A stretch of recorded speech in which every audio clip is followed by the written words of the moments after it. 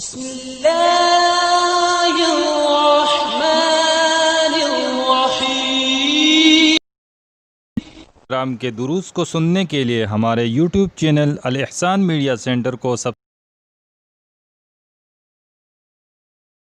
السلام علیکم ورحمۃ اللہ وبرکاتہ۔ الحمدللہ والصلاة والسلام علی رسول اللہ وبعد۔ اعوذ باللہ من الشیطان الرجیم، بسم اللہ الرحمن الرحیم۔ ما کان محمد ابا احد من رجالکم ولکن رسول اللہ وخاتم النبیین وکان اللہ بکل شیء علیما۔ فتنہ قادیانیت انسانی تاریخ کا سب سے بڑا ارتدادی فتنہ ہے۔ قادیانیوں کے جتنے بھی عقائد ہیں وہ سب کے سب کفر پر اور ارتداد پر قائم ہیں۔ شروع سے لے کر آج تک تمام عالم اسلام کا اس بات پر اتفاق ہے کہ جتنے بھی قادیانی ہیں ان کے عقائد اور نظریات سراسر کفر پر مبنی ہیں۔ علامہ ابن حزم رحمۃ اللہ علیہ فرماتے ہیں کہ جو شخص بھی نبی کریم صلی اللہ علیہ وسلم کی نبوت کے بعد کسی بھی نبی کا انتظار کرے یا وہ کسی نبی کو ذلی بروزی نبی تسلیم کرتا ہے، ایسے انسان کے اسلام سے نکلنے میں کسی کو اختلاف نہیں ہے، ایسا انسان دائرہ اسلام سے خارج ہے۔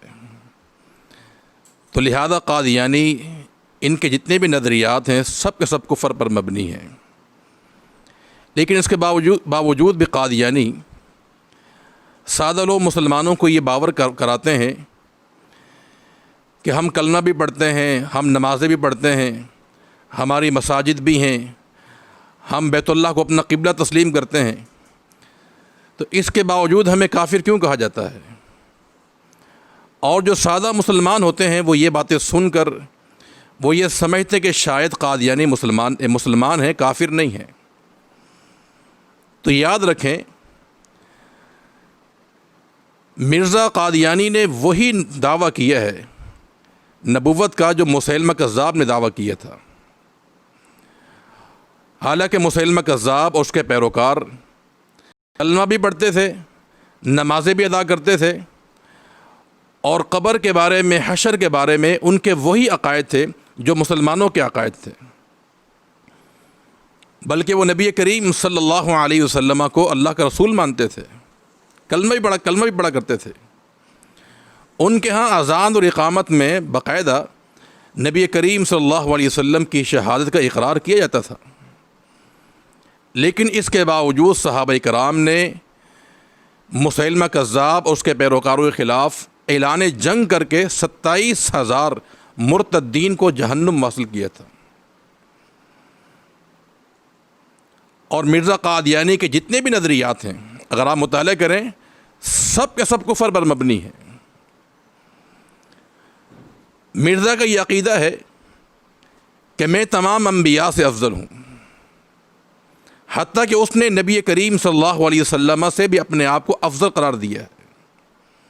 انبیاء کی اس نے توہین کی ہے، اور اللہ تعالیٰ کے بارے میں اور اللہ کے صفات کے بارے میں اس کے اس قدر بیہودہ نظریات اور عقائد ہیں کہ اتنی خباثت یہودیوں کی نہیں ہے۔ اس نے جہاد کی حرمت کا اعلان کیا کہ جہاد حرام ہے، حرمین شریفین کی اس نے توہین کی اس نے، اور سب سے بڑھ کر اس نے دعوی نبوت کیا ہے۔ تو جس انسان کے یہ عقائد و نظریات ہوں اور اس کے ماننے والوں کی بھی یہی نظریات ہوں، تو پھر ایسا انسان کافر کیوں نہیں ہے؟ ایسا انسان کافر ہے۔ یہ اسلامی تاریخ میں سیدنا ابوبکر صدیق رضی اللہ تعالی عنہ کے عہد خلافت میں جو پہلی اسلامی جنگ ہوئی وہ انہی مسیلمہ کذاب کے خلاف لڑی گئی تھی، جس میں 1200 مسلمان شریک ہوئے تھے اور 700 کے قریب ایسے صحابہ کرام تھے جو قرآن مجید کے حافظ تھے، عالم دین تھے، اور اللہ تعالیٰ کے راہ میں شہید کیے گئے۔ ان صحابہ کرام نے عقیدہ ختم نبوت کے لیے قربانیاں پیش کی ہیں۔